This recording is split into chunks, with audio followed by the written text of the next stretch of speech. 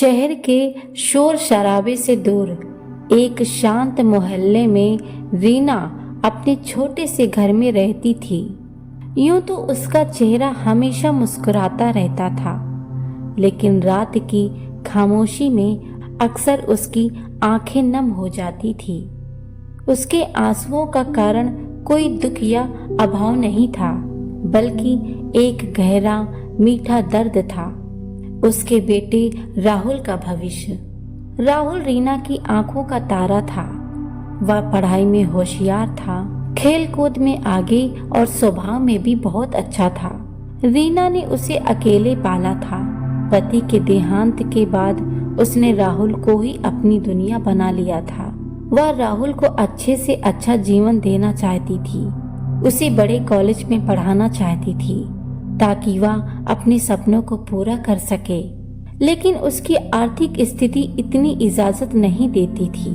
रीना सिलाई का काम करती थी, जिससे बस घर का खर्च ही चल पाता था।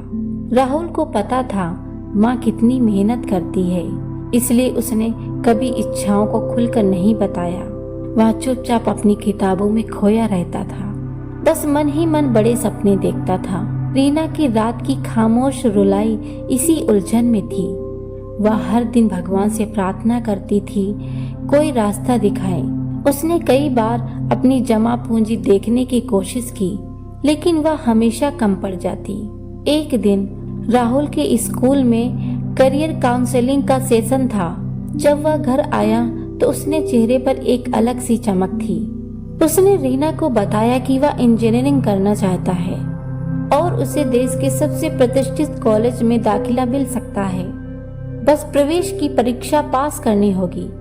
रीना के दिल में एक उम्मीद जगी, लेकिन साथ ही वही पुरानी चिंता भी। उस रात रीना खूब रोई, लेकिन इस बार उसके आंसू चिंता के नहीं थे, उसमें कुछ उम्मीद की किरण भी थी। अगली सुबह उसने बड़ा फैसला लिया।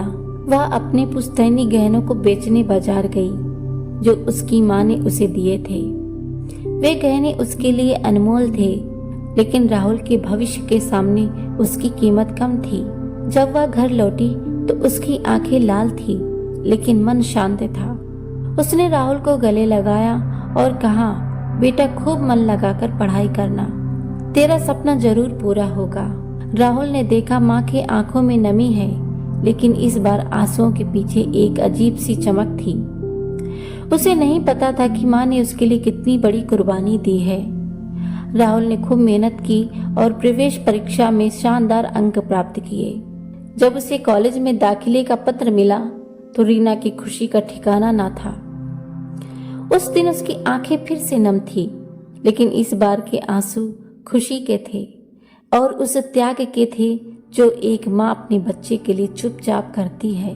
राहुल ने बाद में जब इंजीनियरिंग पूरी की और एक अच्छी नौकरी पाई तो उसने सबसे पहले माँ के लिए वही गहने बनवाए जो उन्होंने उसके लिए बेचे थे। जब रीना ने उस गहनों को देखा तो उसकी आंखें भर आई। राहुल ने कहा, माँ, ये आपके त्याग की निशानी, आपके उन चुपचाप रोने वाले आंसुओं की कीमत है जिन्होंने मेरे सपने को सच किया। रीना ने मुस्कुराते हुए राहुल को गले लगा लिया। उसके आंसू अब भी आते थे, लेकिन अब वे सिर्फ खुशियों के आंसू थे। उन आंसुओं में एक माँ का निस्वार्थ प्रेम था, जिसने अपने बच्चे के भविष्य के लिए हर मुश्किल का सामना किया और हर कुर्बानी दी। अगर ये कहानी आपको अच्छी लगी हो तो लाइक जरूर करें। धन्यवाद।